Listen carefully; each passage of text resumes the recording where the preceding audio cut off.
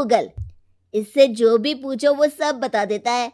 तो आखिर कागज क्यों बर्बाद करूं? अरे पर तुम इन प्रश्नों की तैयारी बिना लिखोगे कैसे? उसमें क्या है, ये देखिए नोटपैड, बिल्कुल कॉपी जैसा है, इसी पर कर लूंगा। हम जब तुम्हारी उम्र के थे तब हम दोस्त मिलकर प्रश्न हल किया करते थे। उससे हमारी हैंडराइटिंग की भी प्रैक्टिस हो जाती थी और समय का भी अंदाजा लग जाता था। और फिर साथ में हम एक दूसरे की मदद भी कर देते थे अगर कोई अटक जाए तो। आपका जमाना अलग था जीजा जी, अभी जमाना फास्ट और स्मार्ट हो गया है। जमाना क्या, अब तो फोन भी स्मार्ट हो गया है। समय के साथ बदलना पड़ता है जीजा जी। अब बस भी कीजिए आप, हर चीज को लेक्चर में बदल देते हैं। रोहित अच्छा कर लेता है परीक्षा में। इतने में अर्पित के सास ससुर जी आ जाते हैं हॉल में और अर्पित इस बारे में बात नहीं करता। हालांकि अर्पित को लगता तो है कि पूरी तरह मोबाइल पर लगे रहना सही नहीं है, पर वो इस बात को और नहीं छेड़ता।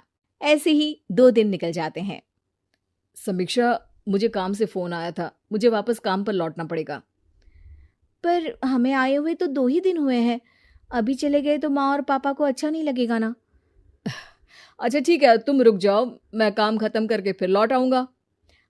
एक काम कीजिए ना, परसों रोहित भी परीक्षा के लिए निकलेगा, आप उसी के साथ निकल जाना। दोनों वैसे भी बात नहीं करते, साथ में जाएंगे तो हो सकता है आप लोग आपस में बातचीत भी करने लग जाओ।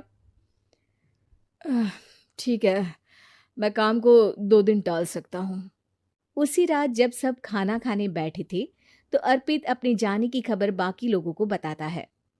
मुझे काम के लिए वापस जाना होगा। अरे बेटा, पर अभी तो तुम आए हो, इतनी जल्दी चले जाओगे? नहीं माँ जी, समीक्षा यहीं रहेगी और मैं जल्दी काम ख़त्म करके वापस आ जाऊँगा। ठीक है, काम भी ज़रूरी है। वैसे कब निकलोगे बेटा? 2 दिन में। मैंने सुना है कि उस दिन रोहित को भी परीक्षा के लिए जाना है, तो कल मैं दोनों की टिकट करा लेता हूँ बुक।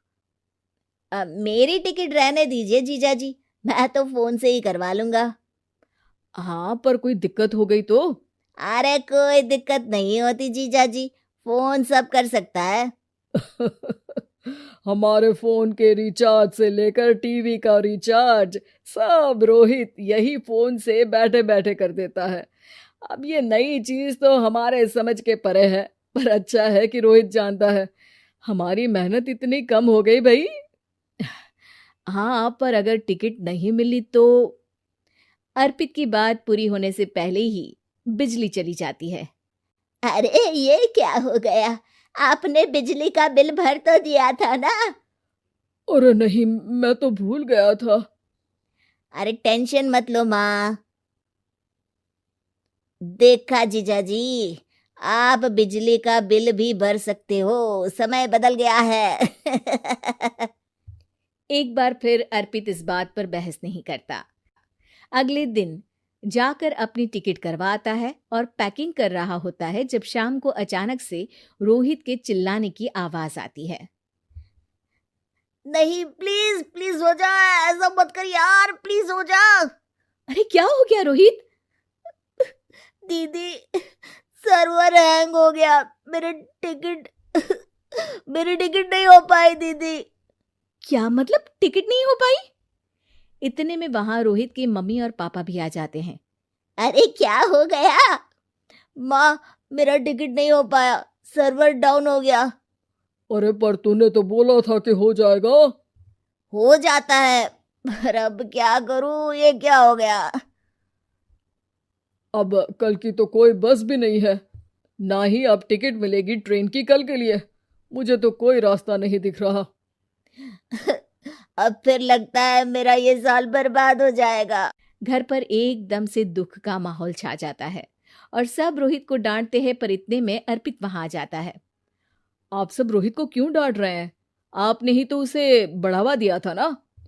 लेकिन इसकी लापरवाही के कारण इसकी परीक्षा छूट जाएगी। इसने तो हमसे कहा था कि टिकट हो जाएंगे। हे भगवान, अब क्या होगा?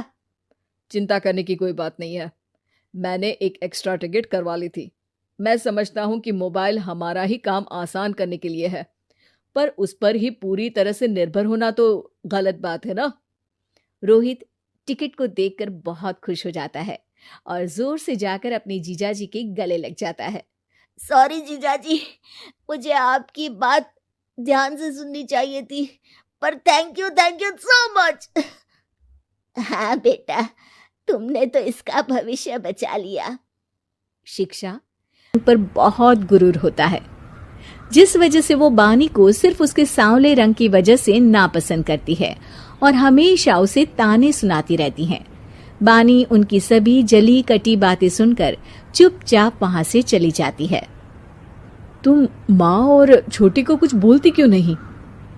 मम्मी जी बड़ी हैं, हर छिटकी ना समझ, इस तरह उन्हें उल्टा जवाब देना सही नहीं। मेरी जिम्मेदारी उनकी सेवा करना है, जो मैं पूरे दिल से हमेशा करती रहूंगी।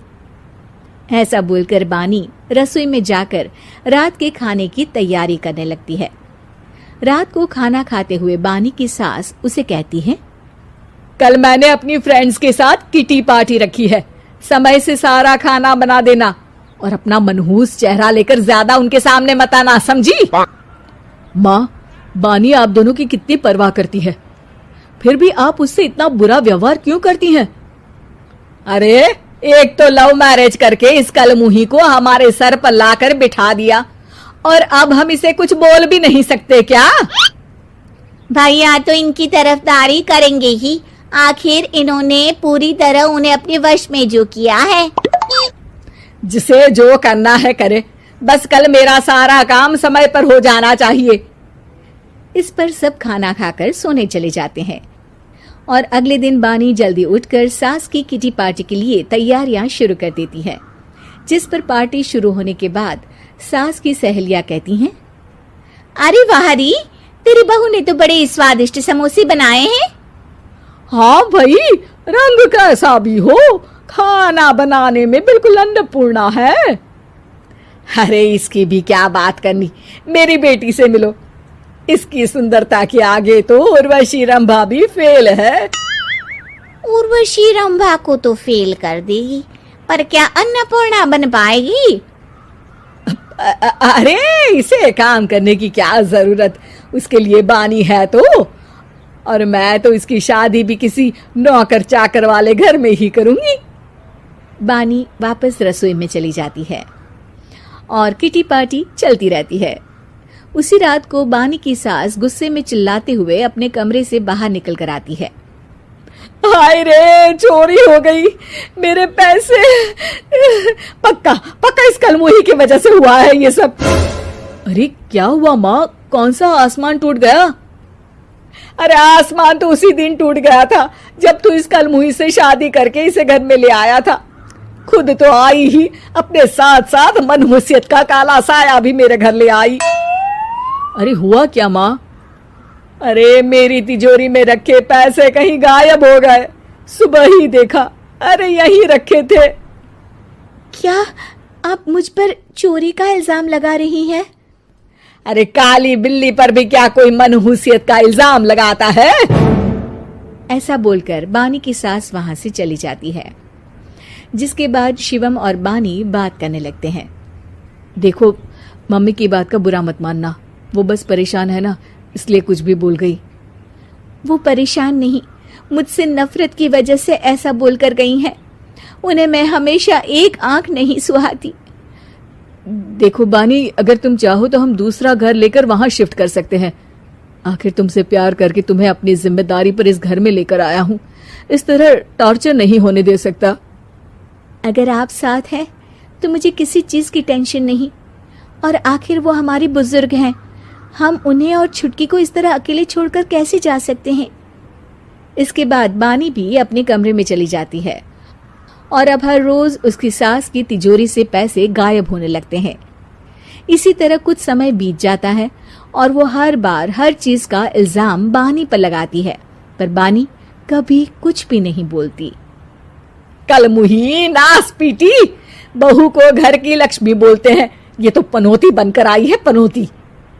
एक रात बानी की सास को आधी रात में प्यास लगती है, तो वो पानी पीने रसोई की तरफ जाती है। तभी उसे अपनी बेटी के कमरे में कुछ आवाज सुनाई देती है। हाँ, मैंने मम्मी की तिजोरी से हर रोज थोड़े थोड़े पैसे निकाल कर हम दोनों के लायक खूब पैसे इकट्ठे कर लिए हैं और मम्मी आज तक उस सब के लिए भाभी को ही जिम्मेदार समझती है। तुम बस जल्दी से आकर मुझे यहाँ से ले जाओ और हम कहीं दूर जाकर शादी कर लेंगे। मम्मी को कुछ पता नहीं चलेगा, सब मुसीबत खत्म। अपनी बेटी की ये सारी बातें सुनकर बानी की सास भौंचक्की रह जाती है और अपने कमरे में वापस चली जाती है।